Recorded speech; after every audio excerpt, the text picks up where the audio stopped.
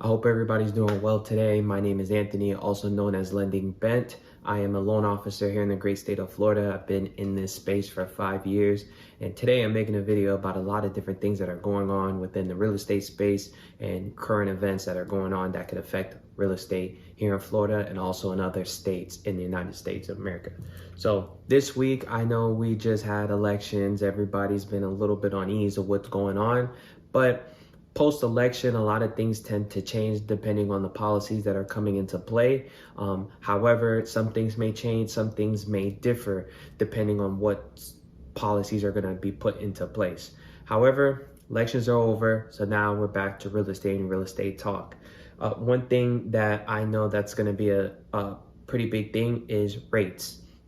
I know rates in the stock market right now, right after post-election, I saw that this week so far, since election has been officially over, the stock market has increased a little bit, and I see a lot of people showing their gains and stuff with their investment accounts and brokerage accounts. So that is good news for individuals that are invested in certain stocks. They are increasing and boosting people's accounts, which is good. And with post-election as well, a lot of people are talking about rates and what are rates going to do? Are they going to increase? Or are they going to decrease? Right now, this week, post-election, rates did get did take a quarter cut. So rates were cut this week. What that means is you may see a fluctuation in interest rates. They might come down a little bit lower. Question is how long? We're gonna have to see depending on what's going on in the market for these days to come. Are rates gonna continue to drop?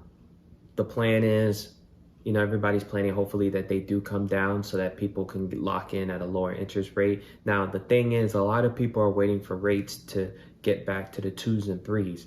I personally don't think that is going to happen just because there's a lot going on.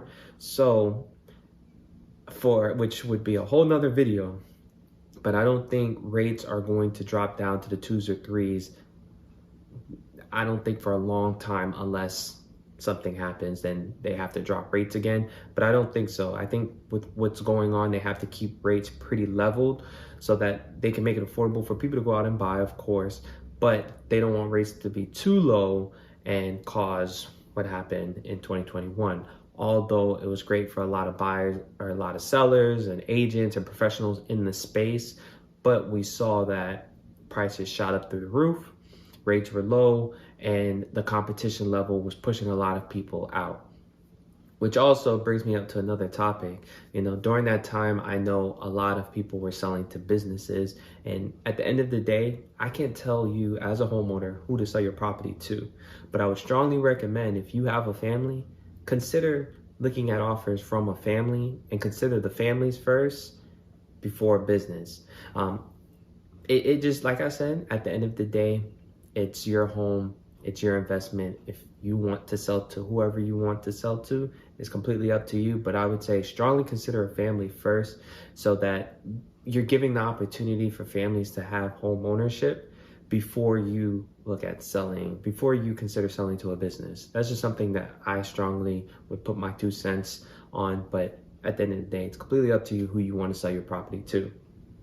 A big thing that has changed this year in 2024, going into 2025, is how real estate agents are being paid, right? I'm not a real estate agent. I handle the mortgage side of things, but if you have questions, I am here to answer those questions for you. But the biggest change is typically, traditionally, within the real estate industry in America, the seller would pay both the buyer and the listing agent commission.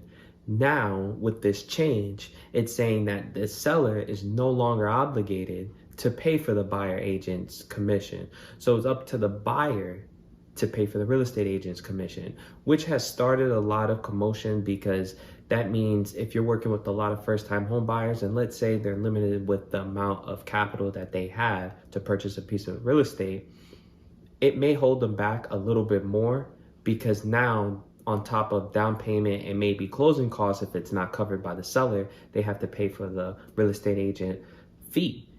And that fee, depending on, if we kept a traditional way, that fee is a couple extra $1,000. So if someone is, for example, if a buyer is in crunch with their capital for their down payment and closing costs, and you add on that real estate commission fee, that can push people out of the market a little bit more. So I know that a lot of agents right now moving into the new year, they're working on negotiating a fair fee so that it's still covered. Some sellers are still covering the buyer and seller commission, which I do believe that is going to continue to happen as times move forward, or as we move into the new year. I don't think it's going to be drastic until about 2 to 3 years, because once the individual, the consumer, gets a hold of this information, we as professionals get it right away.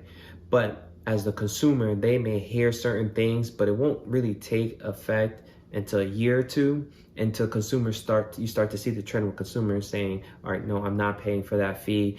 I saw that we don't have to pay both sides. I only need to pay for my listing agent that's selling my property, but the buyers have to pay for the buyer's agent, and they're not going to pay for that fee. So it's going to be very interesting to see what happens. Only time will tell, but I do think that a lot of agents are going to continue to grow within the space and just negotiate a price that's fair, that works with them, so that it can continue to be fair for people to have home ownership and continue to make a fair living in the space.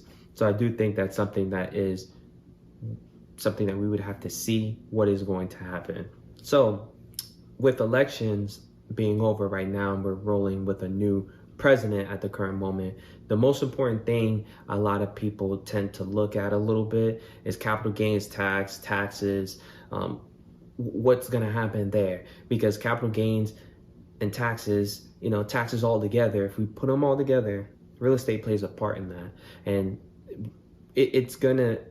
especially if you're an investor or a homeowner, you need to understand taxation to a certain extent, so okay, if I decide to sell my property, what rate of taxes am I going to pay? If I'm an investor, do I need to hold the property a little bit more so I have a lower tax bill for holding a little bit more than selling it within a year or 2 years? It all depends on your strategy and your situation. The most important thing that I always say, especially if you're an investor, not even an investor, a homeowner, because if you're a homeowner, you're also an investor. You're investing in a piece of real estate that is your primary property that you're going to continue to renovate, improve, keep clean, keep making it better. So when you decide to sell the property, you get top dollar market value for your home. So it's very important to understand the taxation that goes on with real estate as well. So as an investor, homeowner, it's very important to understand that you have to have a team around you to help you form the right goal and put you in the right positions. And the team that I strongly would say it should consist of is a good real estate agent, especially if you're a homeowner and you say, I'm not a real estate investor, I'm a homeowner, I'm buying a piece of real estate, I want to buy it at a right price, I want to be able to improve my home over the years so that I have a lot of equity and I can do different things, pull equity out, purchase a business, improve my business, or sell your property down the line and buy a bigger home. You are an investor. You have to look at it at that perspective, that you are an investor, especially if even if you're just looking at it as my primary home, this is just my home. Even if you say this is my forever home, I'm buying one home, that's it. You're still an investor because you want to buy at the right price. You want to make sure that as you improve your property, you also improve the equity in your property. So my team for everyone, especially investors and homeowners, it consists of a good real estate agent, that understands the market and has good connections within an area. Because having a good real estate agent on your team, let's say you as a homeowner / investor, and you say, you know what, I lived in my current home for 7 years. I want to sell my property and move into a bigger home. Maybe not a brand new home, but something that's fairly new, but I want something different. In the same area, same town, but something different at a pretty good price. If you have a good real estate agent on your team, they may have properties that have not hit the market yet, or had conversations with other members within their team or within their brokerage that has properties that have not hit the market, and they can communicate, hey, I have this person, they're looking for this type of home. I closed their home 7 years ago. I got them pre-approved already. Can we negotiate a price before it goes live on the market so we can get this packaged up and closed out for them? And you can work a deal behind the scenes and get a house for a fairly good price. So it's very important to have a good real estate agent on your team. Very important to have a good lender on your team. That's where I come in, right? If you have a question about any properties in Florida and you say, okay, I want to make sure I'm getting a good rate, and you tell me your game plan, because that's going to be the most important thing. If everybody understands the game plan and you tell me what you are trying to do, we can structure the loan the best fitting for you. So if you say, hey, I just want to move up, buy this new home, it's bigger, better neighborhood, and eventually down the line I want to buy another home and do this and that, then we're going to structure this deal for your overall game plan. So having a good lender and having a lender that's going to provide you different options, different tips and tricks that you can use to get a good deal and pay down your property mortgage. Depending on what you're trying to do, it's good to have a good lender that knows these tips and tricks that can help you. Another thing that I would say as well is having a good CPA, a good accountant.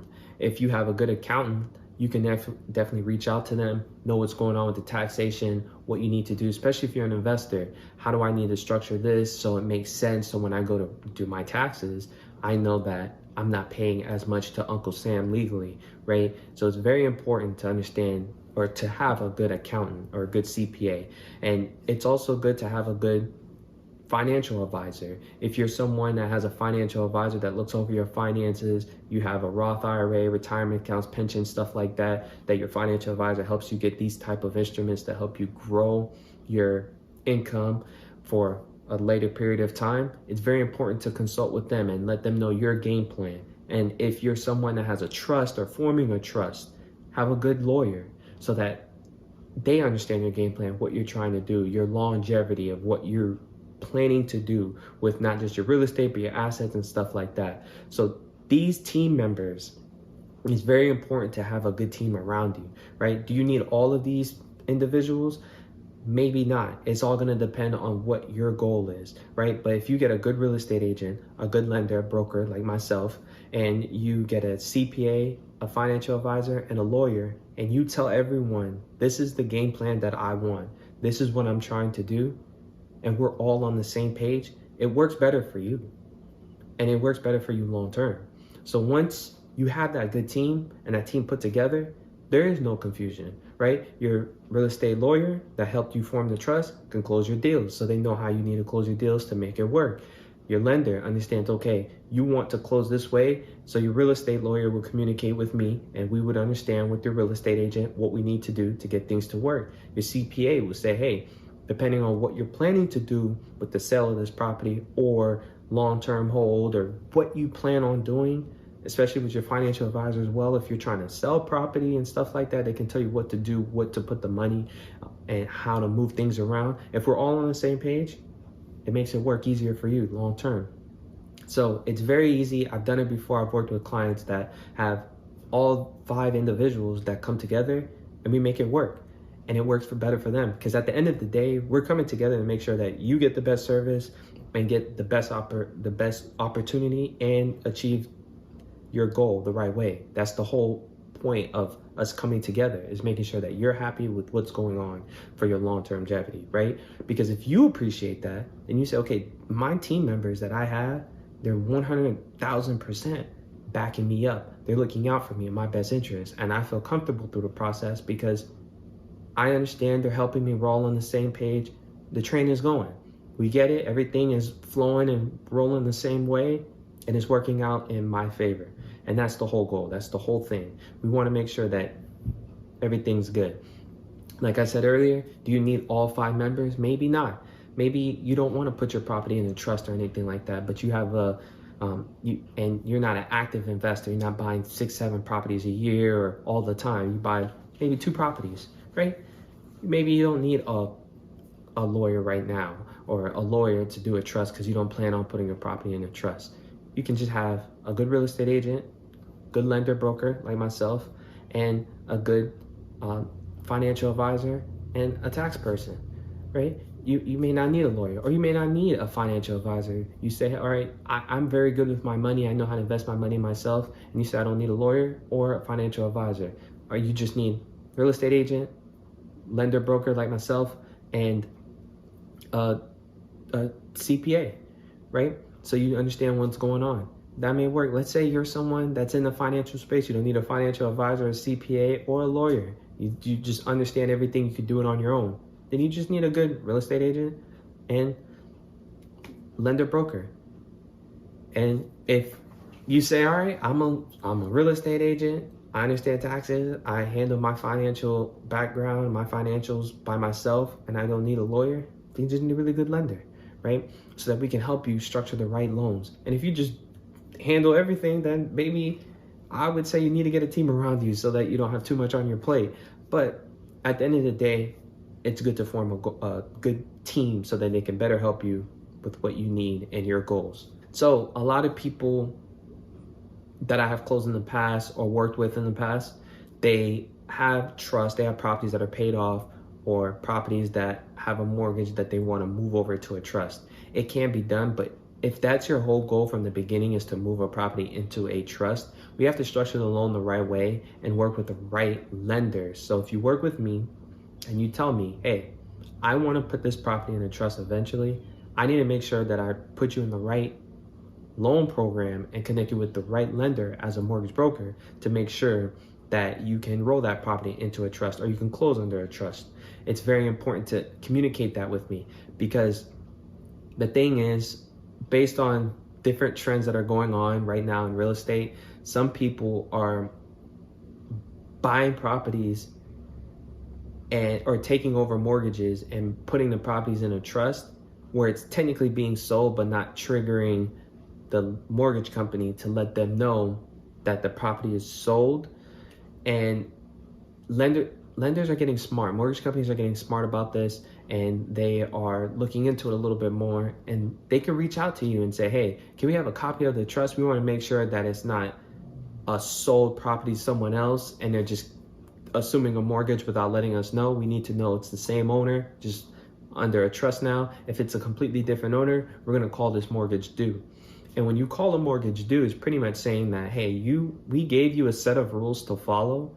And if you sell the property, that means this property needs to be paid off. If it's sold to someone else, and it needs to be paid off. If it's not paid off, then we are obligated to call the mortgage due. It needs to be paid in complete in the next 30 days or rolled into a new mortgage, right? At a different interest rate, stuff like that. So it's very important, if you want to close in a trust and it's something that you want to do, then communicate that with me so I know how we need to structure the game plan to make it work best for you.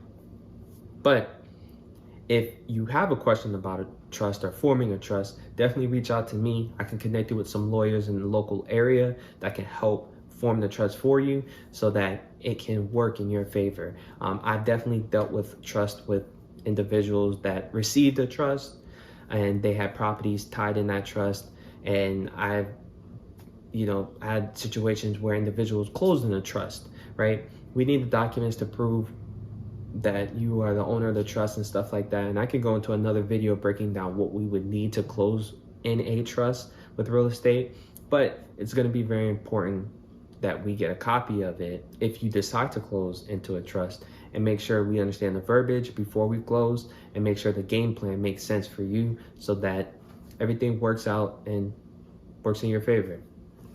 So with this election period that just ended, a lot of things have changed. Like I said, a lot of things have changed. The stock market a little bit has went up post-election. I have also seen Bitcoin has gone up as well. In my previous videos, I talked about Bitcoin going up and comparing it a little bit with gambling, right? I am not against investing in Bitcoin or investing your money into different ways of producing revenue. However, if you see on the news, okay, Bitcoin is going up, Bitcoin's a new thing, is going to 100,000, right? At least learn the process and learn what Bitcoin is and how it operates. Do your research before you throw all of your money in there. And the reason why I bring this up is because these are things that I have seen in my experience. I remember in 2018, Bitcoin had a period where it was going up. And people said, oh, Bitcoin is going crazy. I need to put my money in there. And that's fine. And a lot of people I met made great money. And I've seen individuals that didn't know anything about Bitcoin. They just heard it from someone out on the street or on social media, and they put their money in, and Bitcoin took a good leap, or it took a decline, and they lost some money. Now, I say these things because, especially if you're under contract for a home, I always recommend don't do anything with your money. Continue to pay your bills on time, pay what you have to pay, but don't go to a casino. Don't put your money in options trading. Don't put your money in Bitcoin and stuff like that, right? And it hurts because maybe if you know something I don't know about the market when it comes to options trading or Bitcoin, and you know that it's going to run for a little bit, and I tell you not to do that and you miss out, yeah, that's a hard pill to swallow. Definitely, I don't want to be on that side of the stick where I'm telling you that don't invest and you could have made a couple $1,000s, right? That would hurt. But the reason why I tell individuals not to do this is because if you put your money into this, right, into Bitcoin, for example, and it's at an all-time high and it goes down and you lose your money, it can cause a lot of different things that can happen for you. Maybe you needed that money to close for reserves. Now you don't have enough reserves. Maybe you don't have enough money. Maybe you took a huge gamble because in the past you put a lot of your money in and you made a bunch of money. Now you put all of your money in now and it goes down. Now you lost half of your money, or you lost all of your money. We don't know what is going to happen. I don't have a crystal ball. Nobody does to tell you what is going to happen with these stock options, or the stock options that you invest in, or Bitcoin. So I always recommend, especially if you're under contract, hold off on that a little bit, close first, and then if you want to invest your money into those things that can fluctuate at any given moment, I would do that after you close, right? Or before you even get on the contract, so you know, okay, this is what I want to do. If it works out perfectly, then I'm going to go ahead and move forward with buying this property. If not, I'm not buying this property. But I strongly recommend get into the property. If you're under contract, you find a house that you love, then move forward with that property. Numbers make sense. Close on that property. If you want to invest your money into Bitcoin or stock options later after that, do your research and then do that. But please don't do that during the middle of the process, because especially if you don't have the research to know what's going on, because if you lose that money, that can cause a lot of different situations to happen and you may not close on the property. And I want to avoid that. I want to avoid the headache that you might have to encounter if you lose that money. And I don't want you to lose money. I don't want anybody to lose any money. So I definitely say hold off on that until after you close. In current news, the Chase glitch. I saw a lot of individuals on social media making jokes about this Chase glitch. People, I'm guessing, were writing checks, going to Chase Bank, cashing the checks, and it would deposit into their account and they'll pull the money. And Chase found out what the glitch was what was going on, and they started pulling money out of people's accounts and suing people actively. Two companies that I have learned that you do not want to play with in the financial space is Chase and American Express. Those two big companies right there, they offer great perks. I love their customer service and what they offer to their customers and their cards and their features, their credit card features and stuff like that. But they don't play around. So I think American Express, if I'm not mistaken, if you try to get one over on American Express, they'll ban you for life. So if you're trying to commit fraud or anything like that and try to use that money to buy real estate, I don't know how long that's gonna work, because once they come knocking, they want their money back. And if you use that fraud money to buy real estate, you're gonna have to sell that property to pay them their money back. And if you sell that property too soon, you not only have to pay them their money back, but you also gotta pay Uncle Sam a piece of the share. So you're in even more of a situation depending on how you bought and stuff like that. But those are two companies, financial institutions, that I would not play around with. It's Chase and American Express, especially they have great credit card features. And if you get banned from American Express because they don't play, And once you're banned, from my understanding, they don't want you back. They don't want you as a customer, and Chase as well. I'm pretty sure if Chase bans you, they don't want you as a customer anymore. They might give you a second chance, depending maybe if you're running a large business, but if not, they don't want you. They don't want you as a client. Go somewhere else, right? So I saw that going on, and it's not funny, but it's crazy to think that Chase is really one of the biggest banking powerhouses in the world. And if you think you're going to get over on Chase, I don't know. Maybe Wells Fargo, but not Chase. I'm joking. But yeah, Chase, they're definitely not going to play those games with you. Another thing that I saw in current news, or not current news, but another thing that I see that's very important that's going on is NIL deals, right, for college players. And I noticed that it's also rolling out to high school players. So NIL deals with college players, people have their opinion with NIL deals with college players. They say that college players may not be passionate anymore about the sport. They're worried about getting paid. And I definitely think college players should be making money off their name, especially if they're a local celebrity or a phenomenal player. Like, could you even imagine if Johnny Manziel was getting, or Baker Mayfield, Johnny Manziel, or Lamar Jackson, or Tim Tebow were getting NIL deals at that time? Maybe they got some money under the counter, under the table, maybe, I don't know. But imagine Florida Gators back in the day with Tim Tebow, Percy Harvin, all those guys that were playing on that team. They pretty much, helped build Gainesville. So if they were getting paid off their name, those guys may have been able to help their families. Maybe some of those guys had kids. They were able to help their families and their parents a lot more while they were in college, getting an education and pursuing a career in the NFL. And they could also bought some real estate where they can have used to say, okay, I'm getting this NIL money. I know I have to pay taxes at the end of the day, because I'm pretty sure these individuals that are getting this NIL deal, they're getting it as a form of a 1099 at the end of the year. So they're going to owe taxes to the money that they received. And you're giving a young person that money. Is very important to educate them